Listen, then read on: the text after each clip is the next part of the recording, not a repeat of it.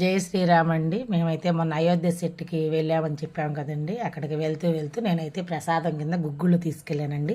నేనైతే ఎక్కడికైనా వెళ్తే కనుక రిలేషన్స్ ఇంటికి కానీ చిన్నపిల్లల దగ్గర కానీ ఉట్టి చేతులతో వెళ్ళకూడదంటారు టెంపుల్కి కానీ.